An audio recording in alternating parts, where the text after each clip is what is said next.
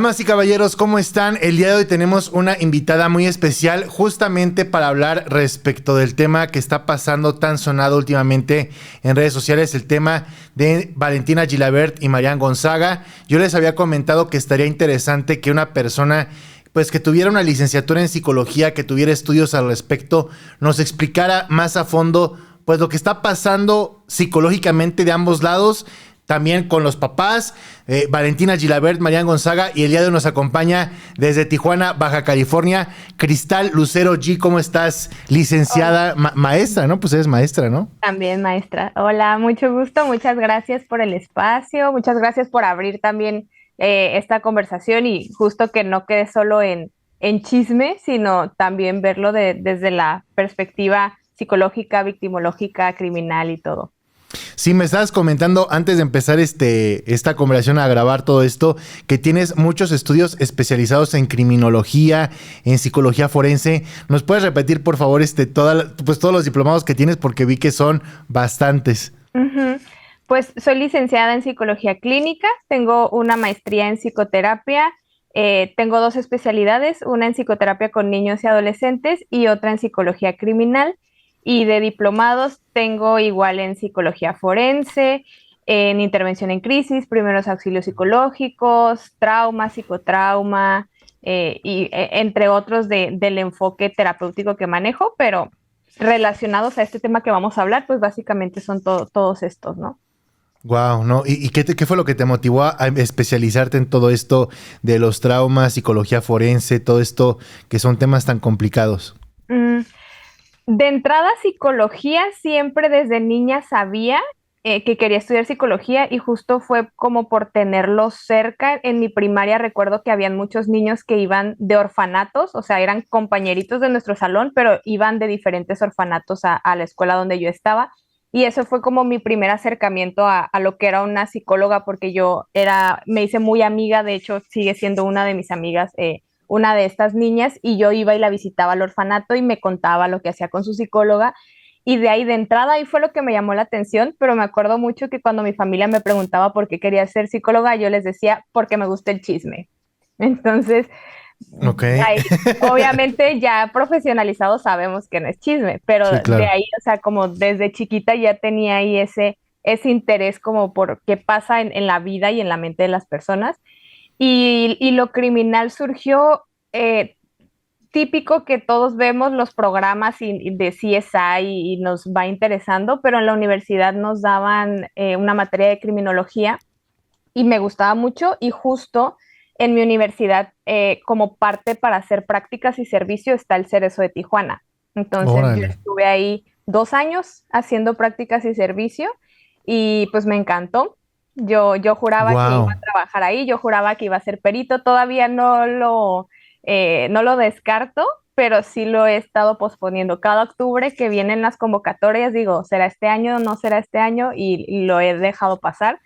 Tal vez en algún momento ya me ¿Y anime a... trabajaste con hombres y mujeres ahí en el Cerezo? Sí, hombres y mujeres. Ujú. Híjole, pues está complicado, debes haber escuchado historias o sucesos bastante fuertes, ¿no? De todo lo que se iba ahí adentro, todo lo que viven los presos ahí adentro, todo eso, ¿no? Sí, desde el área de psicología, pues sí hacíamos muchas entrevistas, muchas evaluaciones, tanto a las personas privadas de su libertad como a custodios, hacíamos evaluaciones para aportación de arma. Yo proponía también muchos talleres, entonces hacíamos como grupos en este tiempo yo hacía teatro musical, entonces hacíamos grupos como de teatro musical, que era básicamente, por ejemplo, iba a ser Navidad y los poníamos a cantar villancicos, ¿no? O a hacer cositas así chiquitas y en ese tiempo también, creo que todavía existe, había un grupo musical dentro del penal que justo como que ambientaba en los eventos, entonces yo me iba mucho con ellos a ensayar las canciones y ahí con la batería, con la guitarra, todo en vivo. Entonces, pues sí, está muy interesante. Obviamente y lamentablemente no todas las personas tienen acceso a esas actividades, pero pues para quienes sí lo tienen es un beneficio muy bonito. Ok, pues qué interesante. ¿Cuántos años tienes? Tienes como mi edad, ¿no? Tienes como, bueno, tú te ves más joven, como 28 años, ¿no? Tienes 27. Acabo de cumplir 29. Ah, fíjate, la atiné Ujú. justamente. Sí. Pues tú ya tienes contexto seguramente de lo que ha estado pasando entre Valentina y Marian Gonzaga, ¿no? Más o menos ya tienes contexto.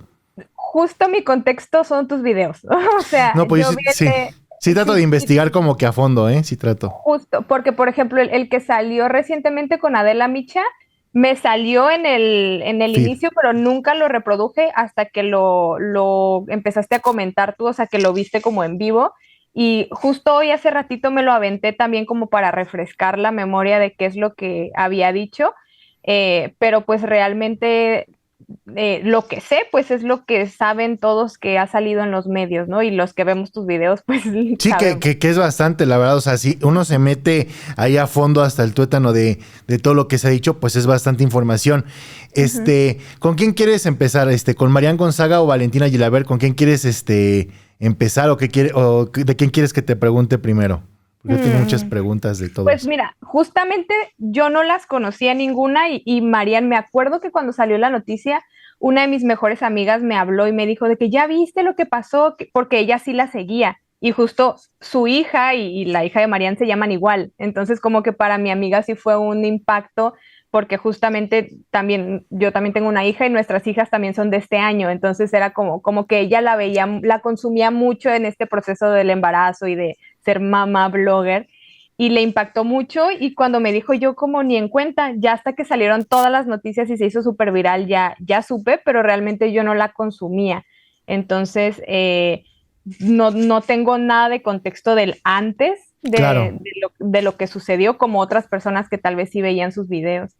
¿Tú crees que una persona, no, más bien no tú crees, o sea, en base a lo que has estudiado y todo, que una persona nace o se hace psicópata? ¿Crees que Marianne puede ser psicópata, sociópata? Porque ella menciona que ella no estaba loca, es lo que ella ha mencionado, cosa que a ella la empujaron hasta llegar a ese límite. Sin embargo, lo que sí yo he visto son varios videos donde ella ya se veía que tenía actitudes, donde se veía que también perdía el control emocional, donde se estaba pegando inclusive a una persona. ¿Cuál es tu opinión respecto de la actitud de Marianne? Siempre es una mezcla entre ambiente, genética, temperamento. Precisamente ahorita soy docente también de universidad en la carrera de psicología y de criminología. Y justamente la clase que estoy dando ahorita, que es psiquiatría forense, estamos viendo todo esto de las diferencias entre narcisismo, trastorno antisocial, psicopatía, sociopatía. Está muy difícil decir naces o te haces porque siempre es una mezcla de las dos, pero sí hay mucho que independientemente del ambiente, la persona va a ser así. O sea, tengas la familia más unida, más amorosa, o sea, como puedes tener todos los factores de protección y de todos modos desarrollas la adicción o desarrollas el narcisismo y tal. Creo que es bien importante y para todas las personas que nos pueden estar viendo, dejar de normalizar los diagnósticos de TikTok, porque Ok. ahorita todos los exnovios son narcisistas, todas las exparejas son narcisistas, y eso es como lo que conocíamos antes de que, ay, tú eres bipolar porque lloras y luego te ríes. Y el trastorno bipolar es algo totalmente distinto a tener cambios de ánimo en un ratito, ¿no? Ok. De hecho, eso se parece más a un trastorno límite que a un trastorno bipolar. El trastorno bipolar son temporadas más largas. Un TLP, Entonces, ¿no?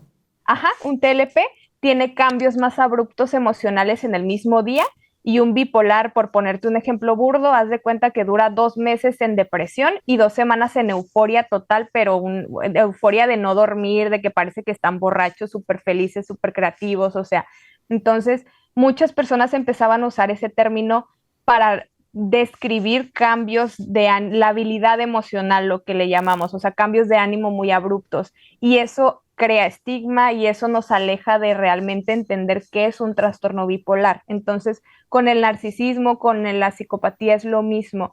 No podemos estar diagnosticando personas solamente por mi propia experiencia y también, ojo con los psicólogos que te dicen, sí, tu mamá, tu papá, tu pareja o tu expareja es narcisista, porque no podemos diagnosticar a alguien que no está en el consultorio con nosotros. Por Sí, más que claro, me podamos imagino. ver rasgos y puedo identificar ciertas cosas en el caso, por ejemplo, de esta persona que ya había antecedentes de mentiras, como esto de la casa comprada supuestamente, de los audios donde amenazaba a otra persona.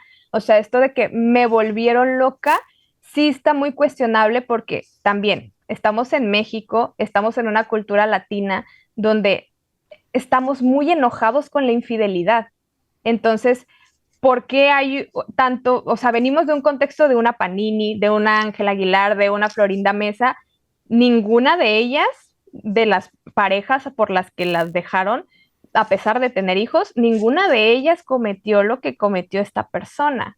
Sí, claro. Entonces, Sí, no sí, es sí. un me volvieron loca por la infidelidad, por el gaslighting, que ojo, el gaslighting sí es violencia, o sea, que te hagan dudar de tu propio juicio, que te digan, no, no te estoy siendo infiel cuando tienes todas las pruebas y cuando tú sabes que sí lo están haciendo, sí es un nivel de violencia, pero es lo que te decía hace rato, el delito es el delito y no es justificable, pero si hay otras cosas alrededor que se nos están olvidando analizar, que también son muy cuestionables de todos los involucrados. De la que cometió el delito ya lo sabemos, y eso creo que todo México está de acuerdo, que algunas lo podrán aplaudir o decir yo también lo haría, pues también está muy cuestionable, ¿no? Pero Pero ¿qué onda con esas personas que se identifican con ella? ¿Es porque han vivido lo mismo y no tienen miedo de decirlo a los cuatro vientos que harían lo mismo? ¿O la siente como una heroína de cierta manera o por qué?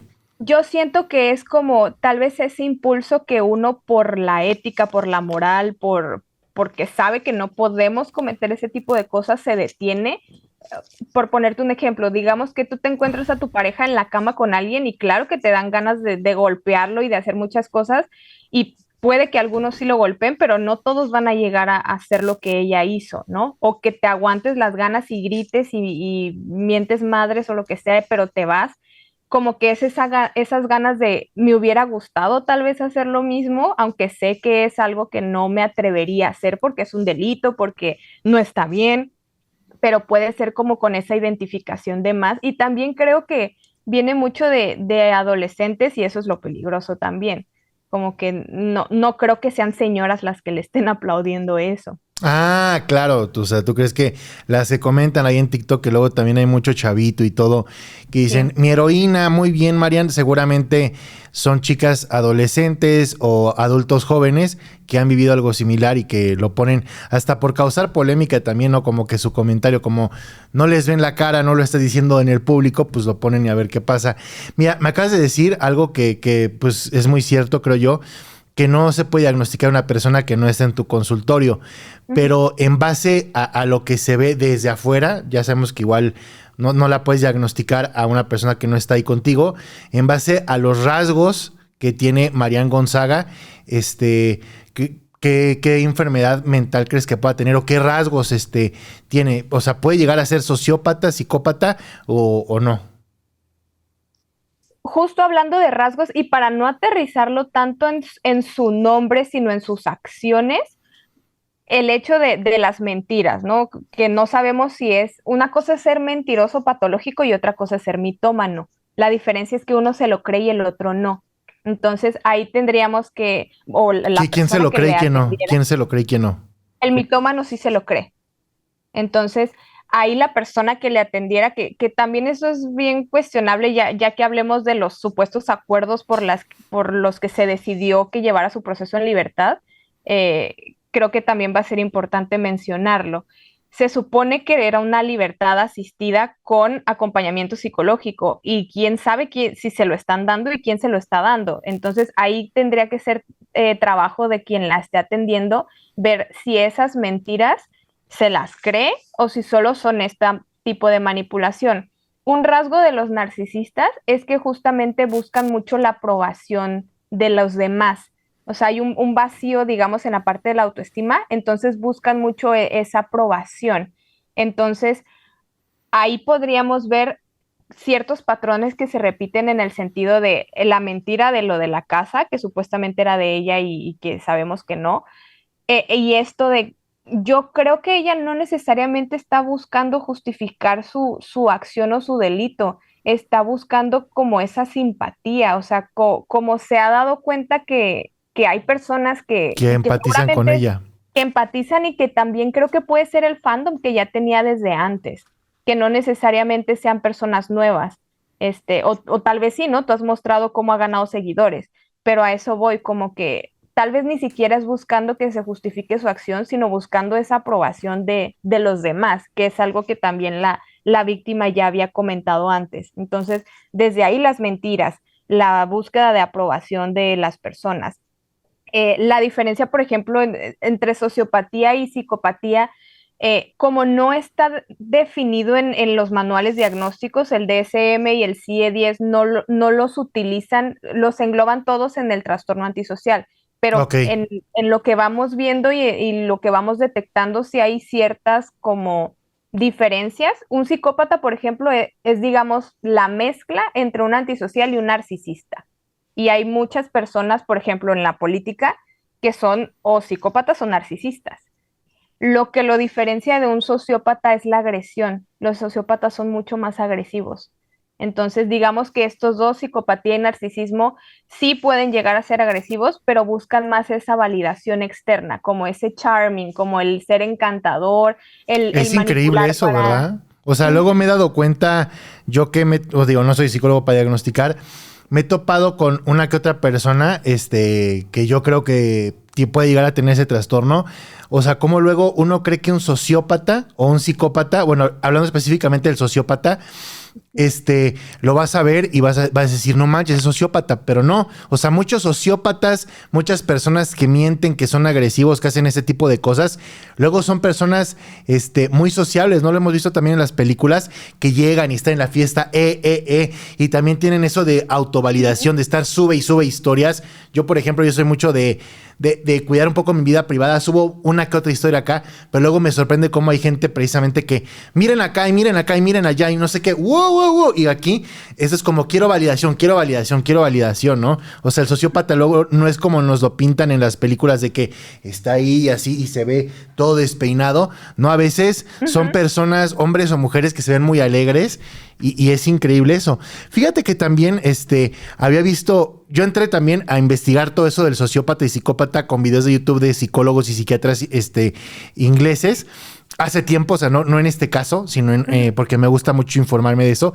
Y había visto uno de un psiquiatra, me parece, que hablaba inglés en YouTube y mencionaba que lo que tú dices, que son factores biológico-genéticos con factores sociales. O sea, hay personas que pueden tener una predisposición para precisamente no sentir empatía con los demás, todo eso, pero también puede que no se le active tanto por factores sociales que lo pueden controlar. Por ejemplo, que tus papás te digan una manera correcta de ser y todo puede ayudarte a que no desarrolles eso.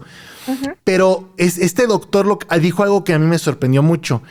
No es por estigmatizar a ningún género, pero decían por ahí este doctor, y por eso te lo pregunto a ti, que es más fácil que un hombre sea psicópata que una mujer, que porque médicamente, según esto, para que un hombre desarrolle ese gen justamente, con que uno de los papás se lo pase, ya está ahí, y que para que una mujer lo tenga, tienen que ser el papá y la mamá, y ahí.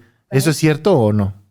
Eso no lo había escuchado, pero sí hay una diferencia, por ejemplo, en la población que está en la cárcel, en hombres que tengan algún trastorno identificado, la mayoría van a ser trastorno antisocial y mujeres la mayoría van a ser TLP.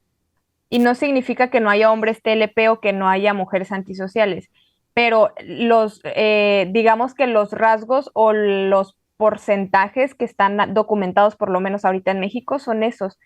Entonces, tiene que ver mucho con el control de impulsos, tiene que ver mucho también con esos conflictos con la autoridad y con la ley. Como tú decías, el psicópata, el narcisista, no necesariamente va a llegar a la cárcel, porque no necesariamente van a cometer un delito. O sea, ellos manipulan para obtener cosas a su conveniencia. Y ojo, como estamos hablando de rasgos, todos tenemos ciertos rasgos también de narcisismo. Y ahorita que se habla mucho del amor propio y tal, también por debajo del agua se fomenta mucho eso. Por ejemplo, nosotros como psicólogos o incluso los médicos tenemos ciertos rasgos narcisistas. Ustedes también que son influencers, que se dedican a las cámaras, a los medios, también hay ciertos rasgos narcisistas, pero no necesariamente les provocan un problema. Como tú dices, subes una o dos historias y no te estás preocupando quién las vio, cuántos likes o lo que sea, como otras personas que tal vez sí se angustian o se obsesionan con esa validación externa. Ok. Entonces, estamos hablando de que Marian Gonzaga probablemente pueda tener ese rasgo sociópata, ¿no? O sea, más bien para no que diga su nombre, una persona con los rasgos que presenta Marian Gonzaga, según lo que ha estudiado, esos rasgos encajan en una persona que puede tener narcisismo y también sociópata, ¿no? Sociopatía, ¿no? De cierta manera. Pero Sí. oye, también una pregunta. Ay, yo te estoy interrumpe. Perdón, gente, si la No, estoy no te preocupes. interrumpe. Este, ¿Cómo se diagnostica un sociópata, un psicópata? Porque también lo que me pongo a pensar es que no lo van a decir. No creo que esas personas, los sociópatas de verdad, porque como tú lo dices, ahorita está muy normalizado de que, güey, seguramente tu ex es narcisista y no sé qué, güey, seguramente, no sé, es lo más que se usa más narcisista, ¿no? Pero es algo. Ahorita porque está de moda. Ajá, o es que TDAH, todos tenemos TDAH Ah, según esto, ¿no? Y todos tienen TDAH. Son diagnósticos clínicos serios que requieren muchas evaluaciones. Para llegar a diagnosticar un sociópata, pues dudo mucho, corrígeme si estoy mal, que se acerquen al psicólogo. O sea, Para ¿cómo se hace empezar, eso? justamente, para empezar, ni se dan cuenta que tienen un problema. O sea, para ellos no están mal. Hablamos narcisismo, psicópata, sociópata, que muchas veces van de la mano. Por ejemplo, para una persona narcisista que llegue a terapia, casi siempre es por otra cosa. O sea, no va y te dice, yo soy el problema y creo que tengo narcisismo, porque ya hay una conciencia. Entonces, no es tan narcisista. Es más bien porque ya pasó algo que les dio un golpe duro en la vida, o sea, como que ya están tocando fondo, digamos, los dejó la pareja, perdieron el trabajo, o sea, ya tuvieron un problema grave que los sacudió y es, no sé por qué me pasan estas cosas si yo hago todo bien, ¿no? Entonces ahí es cuando llega y cuando el ojo clínico tiene que estar como afilado para que empecemos a detectar justo esas cosas. Y ahorita tú mismo lo decías, son evaluaciones. Si bien no todo es psicometría y no todo se puede ver en un electro, hay ciertas cosas que sí. Por ejemplo, sociópatas, psicópatas, narcisistas tienen cierta dificultad para tener empatía por los demás. Pueden entenderla, digamos, conductualmente, más no emocionalmente. Por ejemplo, alguien está llorando en su entorno y saben que conductualmente tienen que acercarse a dar consuelo para quedar bien, más no es que a ellos les nazca esa empatía de decir, ay, pobrecito, siento tu dolor y te quiero consolar. Es más bien, lo hacen justo por esto, por Por este encajar beneficio, socialmente. exacto, por el beneficio social, no porque lo sientan. Entonces, hay ciertas evaluaciones, por ejemplo, ahorita que te mencionaba que en el Cerezo hacíamos ciertas evaluaciones tanto a personas privadas de la libertad como a custodios, son baterías de pruebas, o sea, ponle 5 pruebas que se hacen, pero entre ellas hay pruebas de personalidad que son test muy largos, uno es el MMPI, otro Yo es el tuve que PAI. hacer uno de psicología que me duró 4 horas hace un mes. Ujú.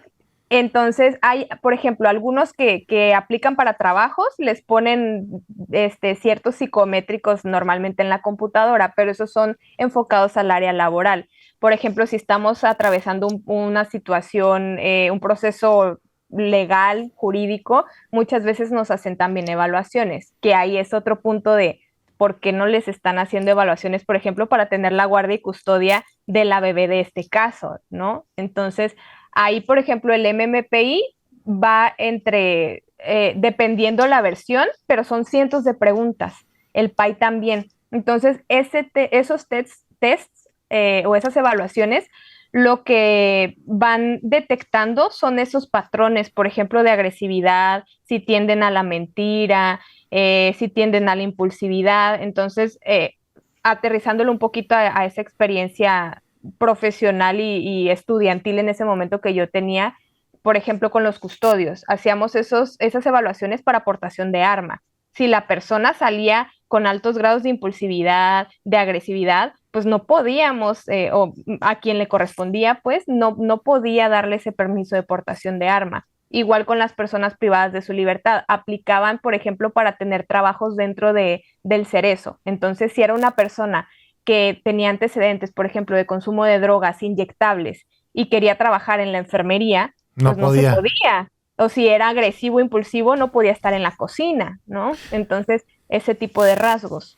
Sí, justamente tomando el caso de Marianne, a mí lo que me sorprende que se ve desde afuera, porque también no dudo que muchos sociópatas pues mientan en esos test, o sea, también como es algo muy estructurado esos test, digo, a menos que se metan muchos especialistas y todo, yo creo que ya es más así, pero ya que están los hechos, es como ya lo hizo, o sea, ya hizo algo, ya vimos un impulso real de que está sentenciada por ello, y es un impulso que ella se enfrentó a una situación que la puso en un estrés emocional fuerte, entre comillas, fuerte porque es algo que muchas personas hemos vivido. ¿Y qué hizo? ¿Cómo reaccionó ante la situación? Intentando matar a una persona. Y luego, más aún importante, ¿qué pasó después? O sea, ¿qué pasó después de que dentro del Centro de Reinserción Social para Niñas, Niños y Adolescentes, o para adolescentes, porque creo que los niños no pueden estar ahí adentro, ¿qué pasó adentro? No, pues le dieron terapia y todo. ¿Y qué pasó? No estamos hablando de qué pasó en 2 años, ¿qué pasó 5 meses después, 3 horitos después? Pues vemos que ella está intentando justificarse, que dice, ok, hice mal, pero quiero contar mi historia.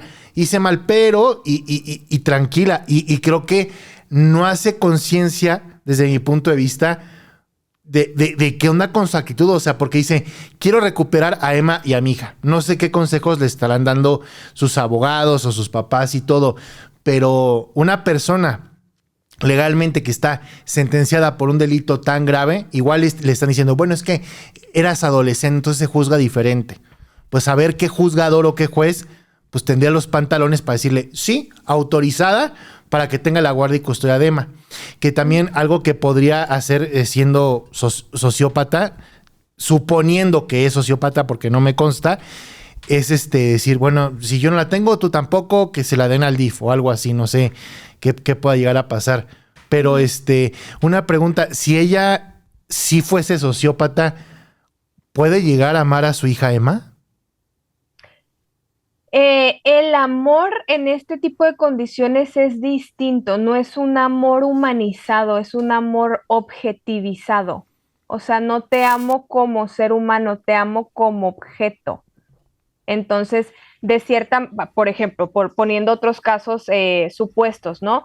Cuando hay triangulación entre hijos, digamos, esto de alienación parental o paternal, que ponen muchas veces a los hijos en medio y que dicen, si no cumples esta condición, no te dejo ver a mi hijo o no, o sea, eso de muchas formas sí, poniendo un ejemplo muy, muy común aquí en México, ¿no? Cuando son lo de las pensiones, pudiera estar justificado por el hecho de que, pues de cierta manera es el bienestar del niño, ¿no? Tiene derechos, pero también sus derechos emocionales. Entonces, de cierta manera, ejercer un control o poner a los niños en medio es casi, casi usarlos como moneda de cambio, como verlos como un objeto. Entonces te decía, no sé si realmente en este caso ella lo esté haciendo justificando la acción del delito o si simplemente está buscando empatía por lo que fue antes.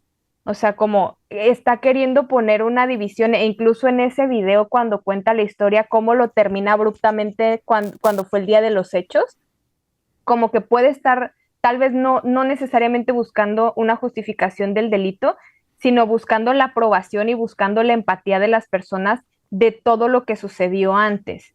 Pero también creo que es importante cuestionar y tomando en cuenta los antecedentes de las mentiras. Y tú que sabes más de esto, de los screenshots y de cómo pueden manipular este tipo de evidencias, ¿qué tanto puede ser real o qué tanto puede ser falso lo que nos ha estado mostrando?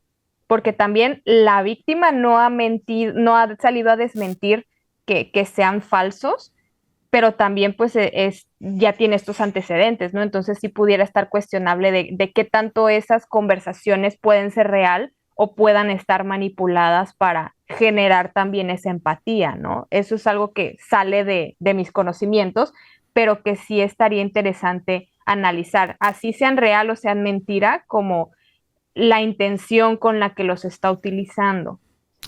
O sea, híjole, ahora sí me llegó mucho esto porque siempre había querido preguntarle a una persona como tú con esos estudios. Entonces, ¿no aman un sociópata? ¿No ama igual a sus hijos? de igual manera que nosotros que no tenemos ese trastorno. ¿Es un trastorno? Sí, el narcisismo es un trastorno de la personalidad. No, pero el sociópata. Te digo, como no está estipulado en los manuales diagnósticos, no es algo, digamos, formal o clínicamente aceptado. Nosotros lo conocemos o lo vamos identificando más por fuera. El DSM, que es el manual diagnóstico de la Asociación Americana de Psiquiatría, lo engloba dentro del trastorno antisocial, que también es un trastorno de la personalidad. Pero entonces no aman igual que nosotros. O sea, a los hijos. Sí, no como objeto, porque es lo que te digo, su cerebro no es capaz de sentir empatía. Entonces, eso está muy grave, ¿no? Es lo que te digo, como buscan cierto beneficio, buscan cierto control. Entonces, sí puedo querer estar contigo, sí puedo querer cuidarte y O sea, pueden decir, por ejemplo, usando el caso ejemplificando de Mariana y Valentina, que digo, lo estamos haciendo los dos con muchísimo respeto, ella puede decir, yo puedo pasar encima de mi hija para fregarme a José Said, de cierta manera, o para fregarme a Valentina Gilabert. O sea, porque si uno se pone a pensar qué es lo mejor para mi hijo, qué es lo mejor para mi hija, pues puedes decir, porque a mí me da gusto personalmente que la pueda ver. O sea, que eso es algo que mencionó esta Mariana Gonzaga, que José Said, a pesar de que intentó matar a la persona y todo, está diciendo, no, pues sí, la puede ver en ciertas circunstancias, ciertos horarios. Qué bueno, o sea, la verdad, qué bueno. Pero el que tú pienses por tu propio bien antes que el de tu hija o hijo, pasar encima de ella para fregarte a los otros. Creo que ahí también tenemos que ver y empezar a ver la perspectiva justo de la bebé, porque al final a ella la estamos, y digo en plural, porque no solo los involucrados, sino, aunque no se menciona mucho y aunque justo con el respeto que todas las personas involucradas se merecen y más ella, esta es la historia de su vida. O sea, ella desde que nació está expuesta a las cámaras, todo su embarazo, toda la relación de sus papás, toda la situación, el delito, el que ahora la madrastra que también es víctima, y el papá, o sea, todos estos roles familiares están bien volteados. Entonces, ¿cómo va a crecer esa bebé? Y aquí, ahorita que mencionabas eso de que te da gusto que conviva con su mamá, al final es porque es el derecho de la niña, tal vez no necesariamente sea el derecho de la mamá y tal vez lo haya perdido o no, porque era adolescente, o sea, también hay que recordar que la ley para adolescentes es distinta, pero al final es el derecho de la niña. Y toda esta situación está marcando su historia, y justo hablando de trauma, hay trauma complejo y hay trauma agudo. Digamos, lo que le pasó a la víctima es trauma agudo hasta donde sabemos, porque no sabemos sus antecedentes. Trauma agudo es una sola situación fuerte que te genera una situación traumática. En este caso, eso que le sucedió, o que a mí me asalten en la calle una vez en mi vida, es trauma agudo. Trauma complejo es que yo crezca en una colonia criminógena en donde todo el tiempo puedo estar, me pueden asaltar, o donde me han asaltado muchas veces, o donde puedo estar expuesta a que me asalten todos los días. Entonces, todo lo que está atravesando esta bebé, aunque todavía no sea consciente, ya nos está hablando también pues de cierto trauma. Al final de cuentas, aunque no lo esté viviendo ella directamente, toda su historia se está viendo embarrada y está creciendo alrededor de todo este contexto. Y es lo que te decía hace rato, a mí me interesaría mucho más saber qué evaluaciones les están haciendo a los cuidadores de esa bebé, porque ya sabemos que la mamá está pasando este proceso, y también cuestionable esto de los acuerdos, a qué acuerdos llegaron y quién está garantizando que se cumplan, porque pareciera que no se están cumpliendo.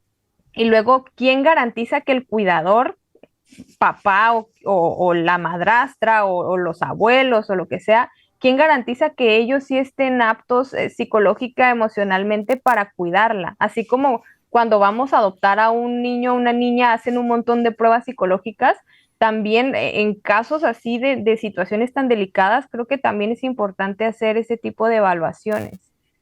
Sí, totalmente. Y hablando de la otra chica, la que empieza con V, o sea, de llegar a ser cierto estas conversaciones que publica esta Mariana y todo, ya que tenemos contexto de todo el background, ¿no? Que ella quería cuidar a Emma, que por una situación económica yo te ayudo a cuidarla. O sea, por lo que yo entiendo, esta chica, que V, era fan La víctima. Ajá, la víctima, era fan, o sea, era fan de Marian porque yo vi que hasta le seguía su podcast y todo, y luego conoce a José Said y todo ese rollo. Y luego la actitud que me sorprende, que yo lo he llamado como síndrome de Estocolmo de cierta manera, porque no sé por qué está reaccionando así.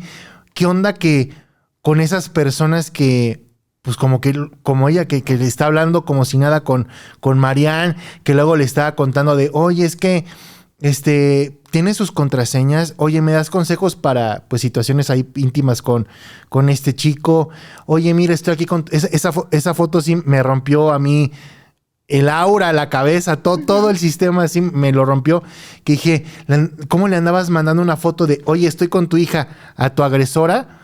No entiendo, o sea, tú como psicóloga, ¿qué opinas de eso? Está bien, te digo, está bien cuestionable de todos los aspectos y ya dejando a un lado el delito, viéndolo desde la parte victimológica y antes de entrar a eso también, desde mi parte como consumidora, por ejemplo, de tu contenido y de esta situación. Yo recuerdo que empezaron a hablar de esto a partir de que se suponía que las dos se iban a ir en contra de la amiga que suponían que que suponían que era la autora intelectual.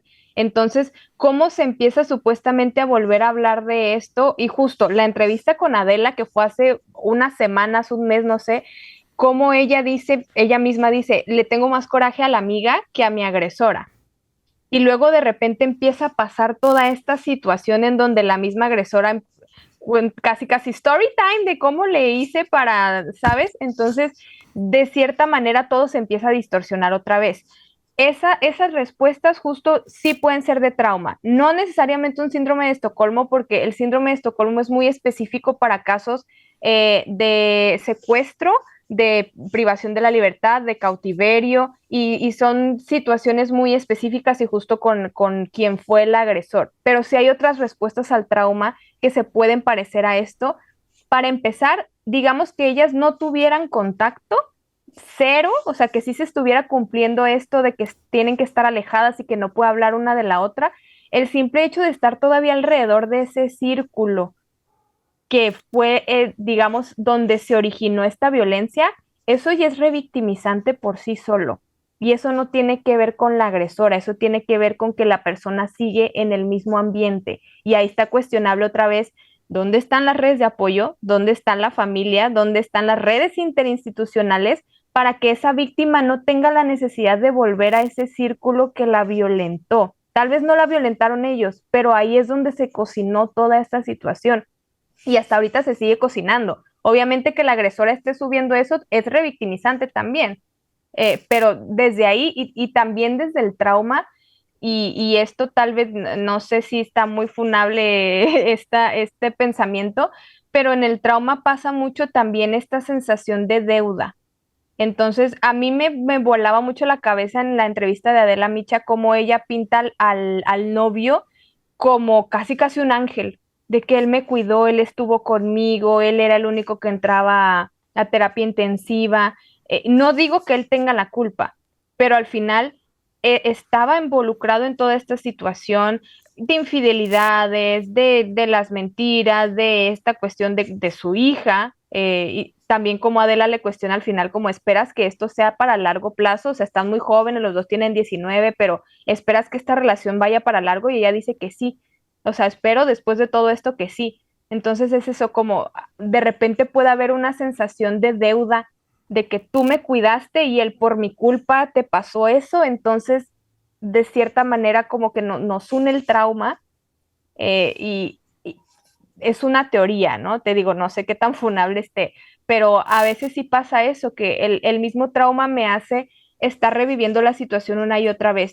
Por ponerte otro ejemplo, hay víctimas de violencia que después de haberla vivido, ellos mismos se ponen en situaciones de riesgo que tengan que ver con esa misma índole para querer ahora tomar control. Entonces me vuelvo a poner en una situación en donde me pueden violentar o entro a la prostitución de cierta manera por una forma inconsciente de querer acomodar el trauma, de que ahora yo solito voy a tener control, ahora el final va a ser distinto, ahora yo lo estoy eligiendo, ¿no? Pero eso es muy inconsciente.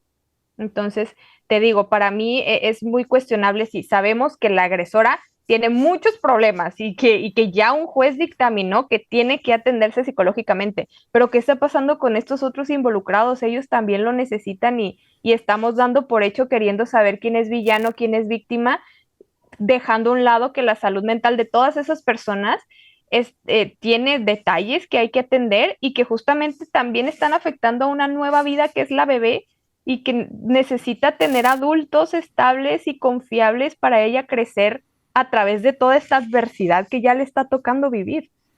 Sí, más que nada, como tú mencionas, ¿dónde están las instituciones, no? Porque una cosa es que Valentina le pudo haber enviado mensajes, porque igual así está viviendo su trauma de hay que vernos, como dice, se puede poner en riesgos, de cierta manera, para, no sé, como parte de un mecanismo de defensa, no sé qué rollo ahí mental, pero el encargado de velar por la seguridad de los ciudadanos y ciudadanas son las instituciones, el gobierno. El gobierno a manera de instituciones, de jueces, de ministerios públicos, de todos los encargados en que se cumplan las medidas precautorias o lo que sea. ¿Dónde están ahí las instituciones para salvaguardar la integridad tanto de Emma, que es la bebé, como tú dices, que es la menor ahí involucrada en todo este rollo que le están dando muchas vueltas, de Valentina también por acá, que estamos viendo que su agresora sentenciada porque como aceptó el proceso abreviado, entonces se declaró culpable, está violentando nuevamente a su víctima a través de redes sociales y no es de que pasó ayer o antier, ¿no? O sea, lleva 2 semanas que reiteradamente una y otra vez, a pesar de que diga, yo estoy contando mi versión, en los likes, en todo eso, se ve que está como que diciendo, pues sí, ella es Florinda Mesa, ella es comentarios revictimizantes para su víctima. Y pues no sé qué está pasando. O sea, porque digo, pues no sé si Valentina o sus papás, sus abogados ya hicieron algo, ya pidieron ayuda en algo, pero más de que pidan ayuda, pues ¿dónde están las instituciones encargadas de vigilar, según esto, el comportamiento de esta persona que le dieron la libertad asistida? Porque también me sorprendió lo que dijo esta Mariana en su último video, dijo, yo conseguí la libertad asistida. O sea, está diciendo yo, o sea, no fue de que me perdonaron, no sé qué. Yo, mis papás y mis abogados me consiguieron la libertad asistida y yo tengo mi libertad de expresión y todo ese rollo. También algo que me sorprende en el caso de María, no sé qué pasará en su mente, pues lo que me deja ver es que no la traumó, o sea, no fue traumatizante el hecho de estar privado de tu libertad, porque una persona que ha estado, tú que has trabajado en un cerezo, que está privada de su libertad, saliendo, lo primero que tienes es miedo de regresar ahí. Es lo primero que dices, voy a evitar a toda costa regresar a esa situación en la que estuve en riesgo.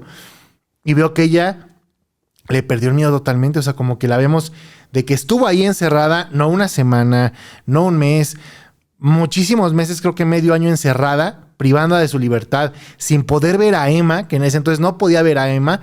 Ahí vamos, ahí me conecto con lo que tú dijiste de, pues, los que tienen trastorno sociópata, pues los ven como objeto, ¿no? A sus seres queridos de cierta manera. Porque, a ver, si estando encerrada, mi mente me dice, porque tenemos como shortcuts neuronales, ¿no? En base a eso también se toman muchas decisiones, ¿no? Estando encerrada, me está diciendo mi cerebro, no podía ver a Emma. Entonces, eso me afectó, el que, según esto, me sentía mal de no poder ver a Emma. Entonces, ¿por qué yo, si quiero tanto a Emma, yo me pondría otra vez en una situación de riesgo de regresar adentro si me dolería no ver a Emma? Entonces, ¿qué onda? ¿No? Uh-huh. Sí, como te decía, es un amor más objetivizado, como puedes querer el dinero o a tu carro, porque te da ciertos beneficios. Obviamente es un ejemplo muy, muy burdo y muy materialista, pero más o menos así funciona, porque te digo, neuronalmente, cerebralmente, no hay empatía y muchas veces también no hay esto de la consecuencia de mis actos. Entonces, y hay que verlo también. Si para ella estar en la cárcel X cantidad de meses no necesariamente fue un castigo. Para nosotros afuera puede sonar como un castigo. Primero, la ley de justicia para adolescentes no es punitivista, es correccional. No busco castigar, busco corregir. Creo que en algún video hasta lo mencionaste, de que la cárcel para adultos no va a ser igual de divertida que la cárcel para adolescentes, ¿no? Empezando desde ahí. Y no necesariamente va a ser un castigo para todos. Ahorita porque estamos hablando de rasgos de personalidad, pero hay casos, por ejemplo, de personas en este país que dentro de las cárceles es donde tienen comida, donde tienen un techo, donde tienen atención a salud, y ir a la cárcel no es un castigo, es un beneficio incluso. Entonces, no para todos ir a la cárcel va a significar lo peor o el tocar fondo. Algunos pueden obtener ciertas ventajas o ciertos beneficios de estar ahí. Y justo como decías, es una libertad asistida. ¿Dónde está la asistencia? Es una libertad supervisada. ¿Dónde está la supervisión?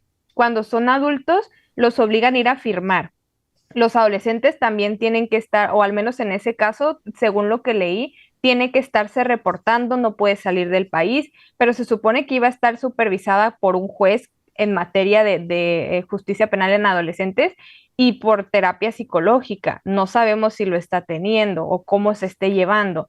Igual, hay adultos, por ejemplo, en Estados Unidos, te dan una libertad condicional con un grillete para Ujú. estarte supervisando de dónde estás y qué tanto te alejas de tu casa, ¿no? Aquí es otra vez, ¿dónde está la supervisión? ¿Quién la está teniendo? De su red de apoyo, o sea, de los adultos a su alrededor, número uno, y número dos, del sistema. ¿Quién la está vigilando? ¿Quién se está asegurando? Cuando hay estos procesos penales e incluso para pedir perdón, se necesitan tres pasos. Uno es la aceptación de que lo que yo hice causó un daño en las personas, ¿no? Si yo te empujé, te lastimé, acepto que te hice un daño. En el sistema penal es acepto mi delito, hice un daño, robé o lastimé. Segundo es la reparación del daño, ¿no? Te pido una disculpa porque te empujé, en el caso de ella, la fianza, ¿no? O el proceso abreviado. El tercero es garantía de no repetición. ¿Cómo yo te voy a garantizar a ti que yo no te voy a volver a empujar? Y ella, ¿cómo está garantizando que no va a volverla a violentar a ella o a otras personas? Ahí no está viendo ninguna garantía porque Sí, ya le está pudo haber, violentando otra vez. exacto, pudo haberlo prometido y jurado por su hija, por la Virgen, por quien sea, que no lo iba a hacer, pero lo está haciendo otra vez.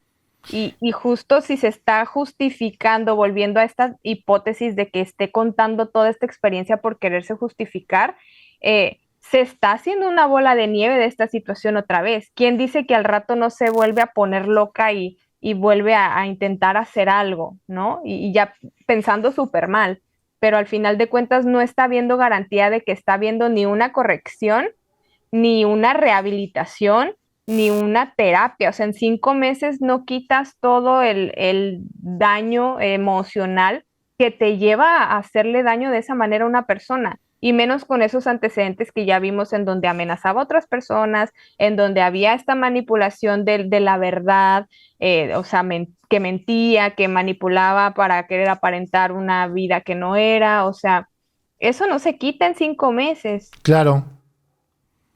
Y nosotros, aquí me surgieron tres preguntas. La Ujú. primera, este, la empatía y el amor no es el mismo sentimiento, ¿verdad? No, Ok, entonces, un sociópata puede amar a una persona, o sea, porque no es lo mismo. O sea, no amar como objeto, sino amar a una pareja o así como te amo, a sentir, porque es diferente empatizar a amar. Es ese, sí puedes sentir te amo o no. O tampoco sienten el sentimiento de amor. es que es lo que te digo, su cerebro en cuestión de empatía no se puede, lo entienden conductualmente, pero no en cuestión del sentimiento como lo conocemos tú y yo. Del amor es igual, o sea, ellos pueden sentir ese apego de que necesito esta persona, Para pero cumplir por mis algo. objetivos. Ajá, exacto, por un objetivo, por un beneficio, por un bien. Por ejemplo, en personalidades narcisistas se fijan mucho en el perfil de sus parejas. Entonces, que sea atractiva físicamente, que sea una chingona en su trabajo, o sea, no es solamente, ay, amo a esta persona por quien es ¿Qué me da? ¿Qué estatus? ¿Qué Y fíjate, economía? es que me encanta todo lo que estás diciendo. Algún día estudiaré todo lo que estás diciendo de psicología. Porque Marian justamente mencionó eso, yo me fijo mucho en todo eso, o sea, por eso me gusta informar ese tipo de casos, porque me gusta analizar y pensar. Marian le dijo a Valentina en un mensaje, güey, este José no te va a dar a ti todo lo que me da a mí.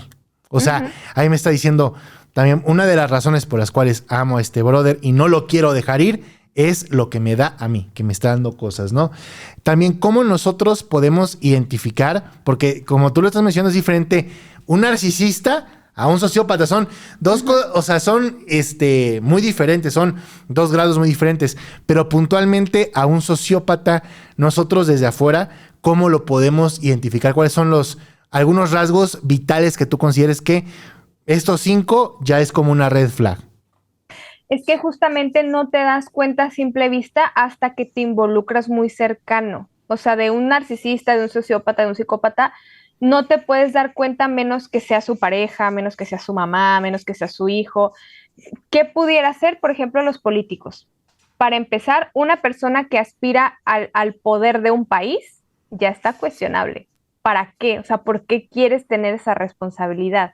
Y en parte, de cierta manera, como te digo, todos tenemos rasgos narcisistas, es necesario por el trabajo, pero también es muy cuestionable, como ¿por qué quisieras ese poder? Para mí, el ejemplo perfecto es Trump. O sea, ese sí es un sociópata, psicópata de casi de libro, O ¿no? sea, el primer Pero punto le podría poner hambre de poder, o cómo lo titulo, el primero. pudiera ser, De te digo, autovalidación y poder. justo, el narcisismo busca más la validación social, llevándolo al siguiente nivel, que es, por ejemplo, la sociopatía, es eso, el poder.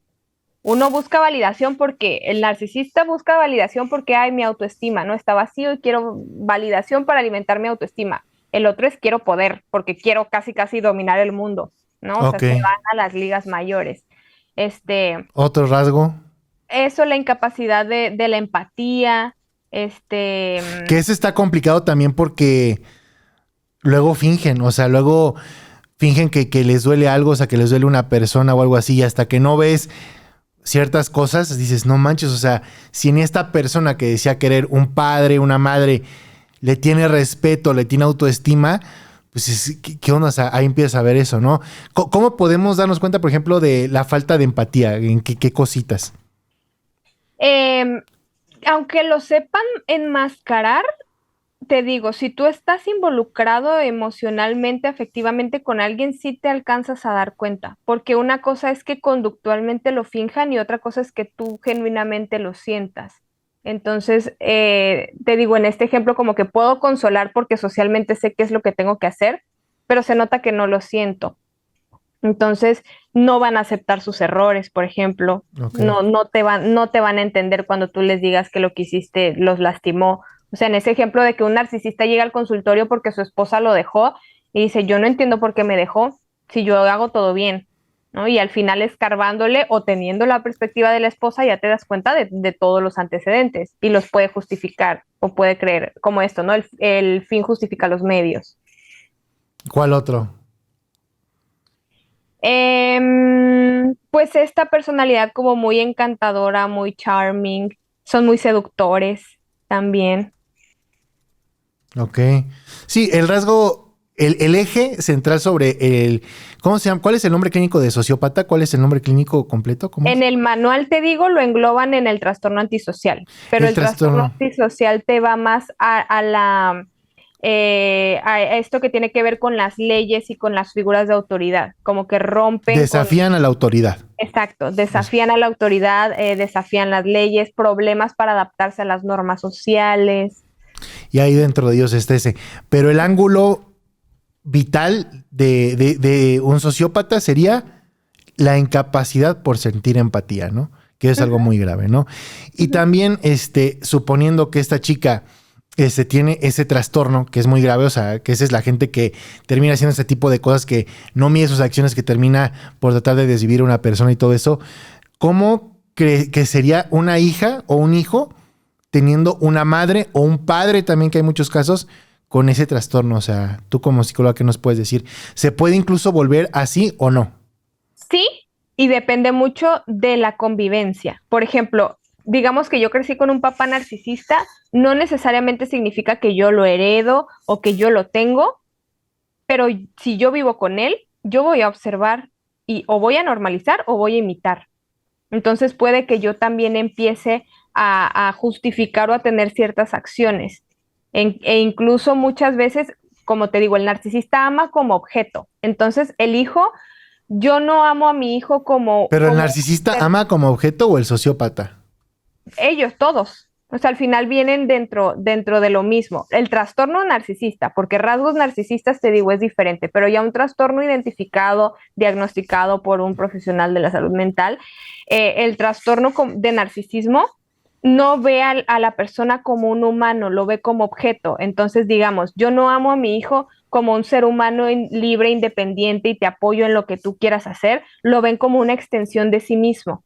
Entonces, mi hijo es el más chingón y mi hijo va a ser lo que yo no pude ser o lo que yo soy y más, y va a ser futbolista, y va a ser médico cirujano, y va a ser astronauta y presidente de México. Entonces los orillan o los estimulan, los presionan a cumplir esas expectativas que ellos tienen por el beneficio que le ven.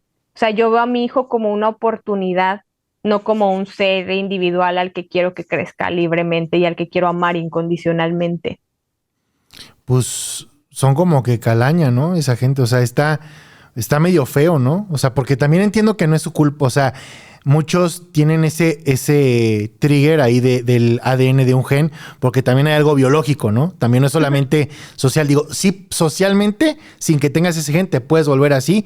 Por eso, cuando entrenan a ciertas personas para formar parte de un cártel o de alguna organización, los hacen hacer cosas para precisamente perder sensibilidad y empatía. Y empiezan con animales y todo, porque los hacen perder esa sensibilidad. Pero pues a las personas que no les hacen eso, que tienen un factor biológico más factores sociales, pues también está feo. Pero si no tienes ese no sé cómo se llama ese, no es cromosoma, ese gen, de cierta manera, ese gen, está más complicado que logres, o sea, que te vuelvas una persona no empática. O sea, Te no es tan digo, común, ¿o sí? por ejemplo, en ese ejemplo que dices del crimen organizado, ¿no? Un grupo de 20 personas pueden estar también sometidas a este tipo de entrenamientos y torturas y todo, pero digamos que todas escapan y de esas 20 un grupo va a seguir cometiendo estos actos delictivos, va a buscar otro tipo de grupos, va a seguir lastimando gente, animales, etcétera, y pone que otro grupo sí va a trabajar su trauma y no va a repetir eso porque no tenía este factor biológico, como tú dices. Entonces, lo vivieron, estuvieron expuestos en el entorno, pero no tienen el factor biológico como para que sea parte de su naturaleza. Y estos otros sí. Y que independientemente si el cártel no los secuestraba y no los obligaba, tal vez ellos en algún momento lo iban a buscar por sí solos o lo iban a hacer de todos modos. Entonces, sí, te digo, no se puede separar entre se hacen o nacen porque es un factor de todo, tanto el factor biológico, genético, fisiológico, anatómico, como la parte del entorno, como la parte de la personalidad, como la parte del temperamento. O sea, es una mezcla de todos que no podemos separar. Es otra vez como intentar separar que estamos en una cultura mexicana o latina en donde hay mucho resentimiento con la infidelidad, en donde no tenemos estas otras figuras, Panini, Aguilar, Florinda Mesa, donde se separa de ese contexto y si quisiéramos ver el caso así como muy individualista, separándolo del contexto mexicano-latino, estaría muy complicado. O sea, todo eso es caldo de cultivo para que este tipo de cosas sucedan. Está muy fuerte, sí está muy, muy fuerte.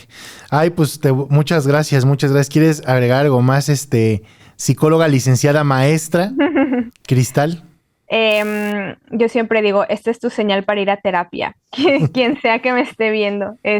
No, pues agradecerte, muchas gracias por el espacio, por también abrir estos temas con un poquito de la información que también se requiere, ¿no? Dejando a un lado la parte de chisme y también trayendo un poquito lo que la víctima dijo. Esto no es solamente una novela, esto es lo que están viviendo todas estas personas y lo que este caso porque se hizo viral, pero lamentablemente también pasa mucho en otras personas que no nos damos cuenta.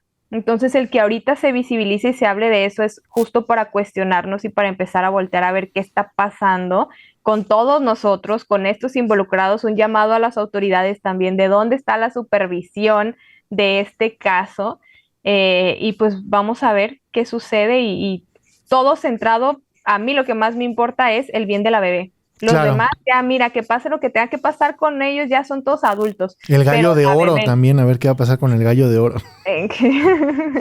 ese también tiene muchas cosas que cuestionar y como comentario extra, ¿no? Y no sabemos qué tanto de lo que dice la agresora es verdad o no, pero en algún punto comentó consumo de sustancias de él. Entonces, otra vez, no se está investigando o no sabemos qué tanto todas estas personas tengan una situación que se tenga que evaluar, porque también ser infiel constantemente, compulsivamente, también es un factor de riesgo, también es una señal de que algo está raro. O sea, Entonces, ¿qué podría ser eso de la gente que es infiel? ¿Qué rollo hay ahí? es que es lo mismo, una cosa es ser infiel, digamos que me pasó una sola vez porque me enamoré, porque no lo planeé y me clavé con esta nueva persona que conocí, o fue un error, fue un desliz, estaba borracho, tal. No se justifica la infidelidad de todos modos otra vez, pero una cosa es eso, un evento aislado, a ser infiel patológicamente y a que en todas mis relaciones yo sea infiel o que en esta relación en donde yo ya estoy formando una familia sea constantemente infiel con diferentes personas. Y otra vez no tenemos mucho contexto de qué era de sus vidas antes de toda esta situación, o al menos yo no lo tengo, pero eso también es una señal para cualquier persona, o sea, no solo en este caso, una persona que es constantemente infiel o que en una relación te está poniendo el cuerno a cada rato, eso es un super red flag, no es un error nada más, no es una situación aislada, ya es un patrón. ¿Un sociópata forzosamente es narcisista o no? O puede que sea sociópata y no narcisista. Sí, porque parte de la sociopatía, de la psicopatía es el narcisismo. Como te decía, haz de cuenta que la sociopatía y la psicopatía es el narcisismo más trastorno antisocial, porque Ya es lo entendí, narcisismo claro. que busco la validación más los conflictos con la ley. Y Ya, ya, la ya. diferencia es que en el psicópata va a estar, digamos, más enfocado o más tirándole al narcisismo. O sea, sí tengo el conflicto con la ley, pero busco más la validación, lo encantador, el charming, la manipulación. Y el otro está más tirado a la violencia, a lo agresivo. O son Entonces, sociópata, narcisista, bueno, sociópata porque el narcisismo va incluido ahí.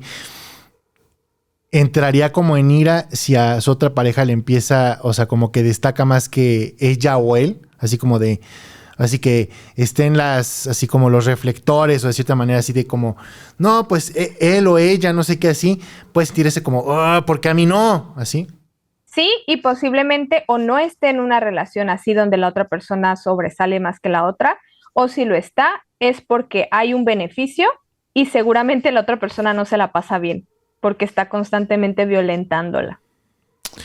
Ay, pues muchas gracias, licenciada, bueno, maestra, perdón, se me olvidó, maestra es que diferente, licenciado allá maestría, maestra Cristal. Muchas gracias a ti y bonita noche.